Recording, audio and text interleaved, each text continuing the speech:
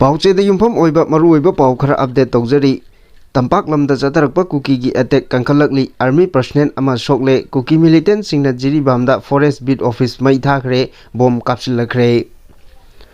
Kuki militant singna nomai kapsilakduna ngarang saitonda low suduna leibi nupi ama hat khraba matung ngasi su tongan ba tampaki mapam singda nomai ama di bom kapsilakduna landarakpa leptri Imphal East District ki manung channa leiba yang popi sabungko kunok sana sabina singba maikai asomda ngarang numidang pung mapan rom tarakpadagi hauraga Kuki militant singna akan bamongda nomai kapsilakiba adu ngarang numidang pung tara rom tarakpa aduwaida lepki loina na ngasi ayu angan madagi amuk hana nomai ama di bom kapsilakduna landaba haurakibani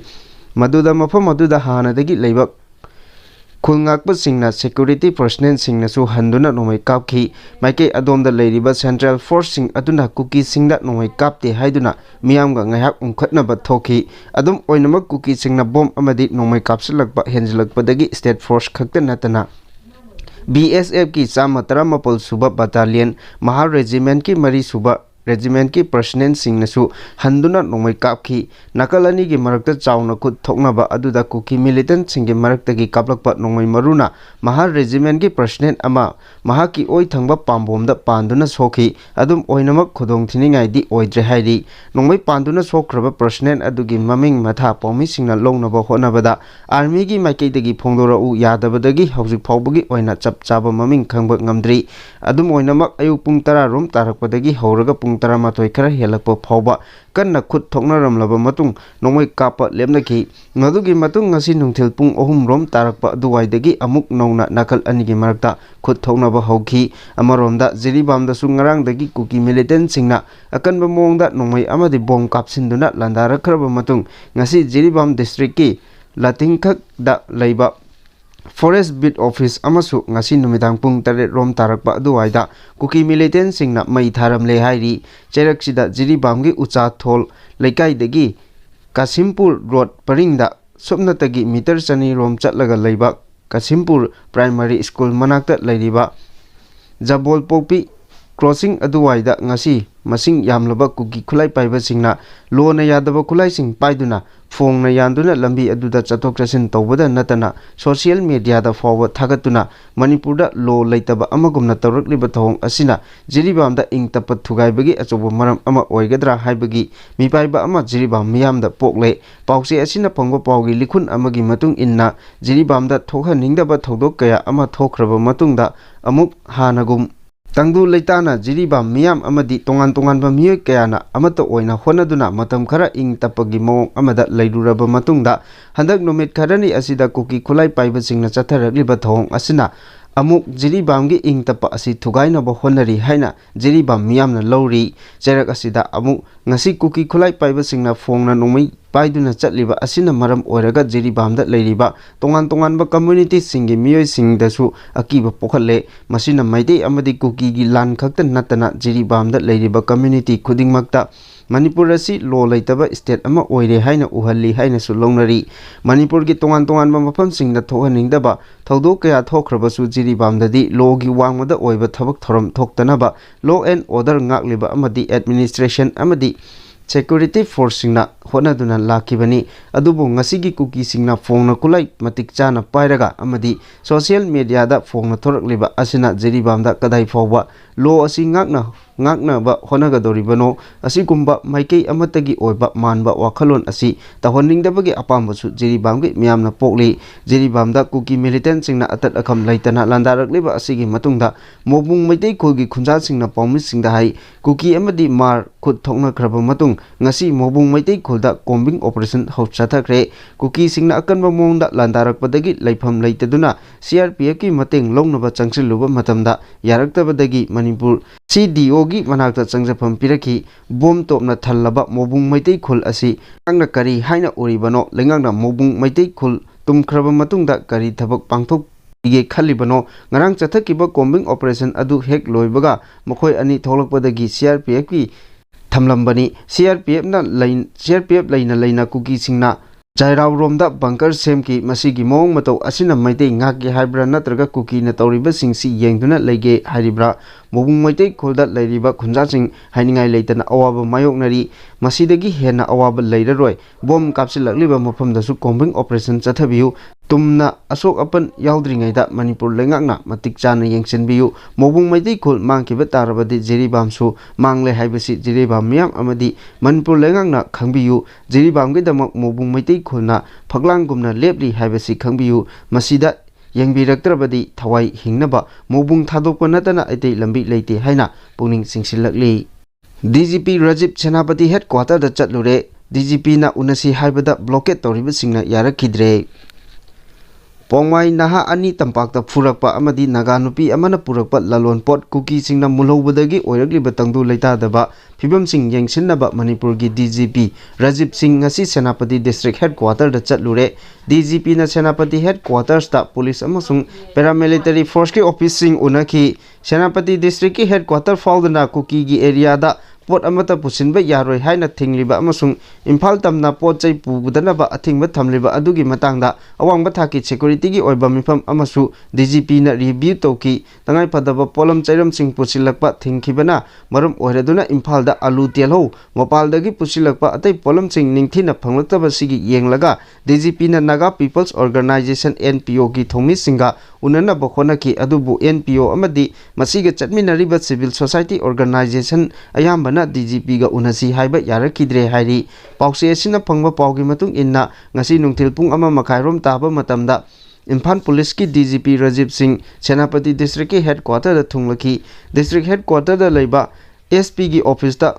Manipur Police amasung CRPF ki makok thongba official singa unaduna hojik district aduda oiriba law amasung order gi phibam loinana security gi oiba issue singi matangda review tawki unaba aduda DGP gi maikaidagi police ki makok thongba official singa hojik gari thingbagi khongjang changsileba asida pamdaba thodok sing thoktanaba CSO singi lujingba sing unaraga wari chananaba khangan ki loinana khongjang asi makha sangta handanaba honabasu khangalamki amaromda Hojik National Highway asigi gari thingbagi khongjang changsileba Naga People's Organization amasung Senapati District Women Association gi luchingba singdi DGP ga unasi haiba yakhide adum oinamak Senapati District Student Association gi miyoi kharaga DGP ga unaduna wari sanakhi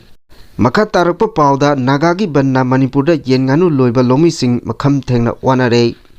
Manipur ki National Highway da Naga singna blockade toksin kibidagi yenganu gi machinjak pusilakidabana maram oiraga yenganu loiduna hingnabagi honajariba lomi kaya amadi kham thengna wanare haina Manipur Poultry Development Association gi secretary Chongtham Durbatara khabana phongdokre Manipur Press Club ki thangjing hall da ngasi pongmisinga unabada mahakna hai tongan ba issue da National Highway Imphal Dimapur lambi thengkhang kaya da pot chai puba gari chathok chasin tawba yaroi haina Senapati District Student Association amadi Naga People's Organization na lambi thingjillaga thami khanabasu yaudaba khanabasu haudaba yenganu loiduna punsi hingnaba honajariba lomi singda banna sina yamna sathina sogale yumda yogliba yenganu singi machinjak phawba pusilakpa ngamdre khongphom asi athubada handoktragadi lomi singna loiriba yenganu sing sikragani hariba sinpham asi miyoi chani rom henbana pairaga leiribani hiram asigi matangda Manipur lengaknasu miyeng changhaningi makha tarakpa pawda editorial column dagi machangoiba paw ama lokhachari Manipur da tawribasi karino crime na amana tawraga mayam wahanbadi chumloi Ipa ipuna hainaba icha phataba chawba ngaiba iwa phataba siba ngaiba haiba wafam adu yamna wahanthok leiba wahi oiri Manipur da khundaminariba phurup singi marakta nungsi chanabagi lipunna pullaga chahi kaya lisang sitna punna laiminaragli adubu haukiba chahi khara asida asigumba nungsinabagi mari asi khara makai komthorakpagi mami ama uba fanglali nungbu nungsinaraba karigumba phattaba thabak amata tawrakpada madu soibadagi tawba oigani haina thajanaraga ngakthok ngaksin tawnaba hauna sani nungbu nungsinadraba kanagumba amana fana thabak afaba thabak tawrabasu madu phattaba wakhalda mang tharaga lana wahanthok piduna maral siba yaudaba nate Manipurda khunda leitaminaduna laklaba phurup singi manungda Maitai haiba phurup asi masing yamba amasung khundaminariba phurup khudingmaki mityengpham thampham oiba phurup oiduna lakli Maitai sing asi masing yamba phurup ni haina hainariba asi ngallingegi matamdadi chumlamba yai adubo haujik kupthana yengba tarabadi masi lalaba yai lamdam asida masing yamba kambuni haina furup khudingmak na mitafum oiriba maitai furup ki total fertility rate asi 1.77 da kumthakiduna ngasi di kangkul musilakpa yabagi thak amada leirabani asigumba tanja asida maitai furupna tauba aswaiba khudingmak thiraga madudagi khudongchaba lauraga miyambu laknagani furupumnamak asibu lana uhannaba senba thawongdi achumba natte haina laujai kunai amada phataba ngoksin phajinaba naha lamhen tuhenba kharadi adumak yaudaba yawba haibasi mahoksani kanagumba imung gi machada ngoksinaraga imung pumnamak ngoksinaba oina ugani haina laurabadi madu soidana lalakani aina fare haina lauriba icha aduna mapan thongda afaba sasinaraga manungda til changbasu yaudaba nate adugumba icha oiramlagana kari tawgadage haiba til yotharaga wakal khanbagi tangai fadaba leigani haukiba October 13 gi ayuk anganba nongalamdai pung ahum taba matamda thokkiba thodok amada yumpham oiraga Naga People's Organization Imphal tamna lakpa tangai fadaba polam sing puba gari sing Senapati fauraga chatpa thingkibidagi National Highway ani Imphal Dimapur lambiga mau tadubi amadi Nagaland gi charukta gari kaya panduna lakli kanagumba miyoi kharana naha anikak phurubagi wathok adubu lebak wathok ohenduna maral lejadaba lebak miyambu wahanbagi thodok asi achumbani haina lode maitei naha kharana pongmai naha ani adu phurubagi lambi thingduna miyam wahanbadi achumba khongthang nate lan haibasidi lani langi chaitheng khara makai phangba haibasidi hauna sani adubu maduda khudong chaba lauraga furuki wafum pusilakpa lana wahan thok piraga anobo wathok ama ohenaba sinbadi achumba nate haina lawi Imphal tampak asi maitei sing khakta khundaba mafam nate hojik Imphal tampaki lam asida pongmai yauna naga maitei pangal nan manipuri amadi atai furup kayagi miyoi punna kundaminari pongmai naha ani phui haibagi damak senapati phauruga pot pusilakpa thingba asina wahaliba asi furup punmamakni asigumba crime da chenaba miyoi sing lairamba tarabasu makoi logi oiba thabak lokhalaga fanaba lengakta demand tawbada kaide tawbadabu nakoina khatnaba hobadi aikhoigi thongal phauruga chatpa yaroi haiba angang machachingna thaina hainaba wafum adugi mawongda chathabadi hojigi matam asiga yamna chanadre madugi mahuta yamna diplomatic oiba mawongda lengakta demand tawbana asumba oigani aikhoidi atai khangde National Highway asi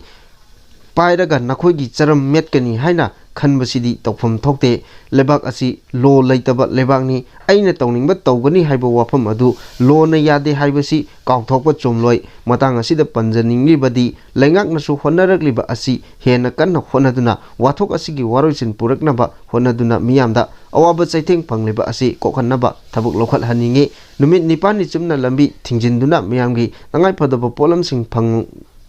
panglaba matam asi phawbada tuminna yengduna leibadi chumloi amaromda kanagumba kharana aranba tawraga mahaki imung pumnamak awaba tahangani haiba wakhalon adudi mallaba wakhalol oire masi tawroidaba ni haijaningi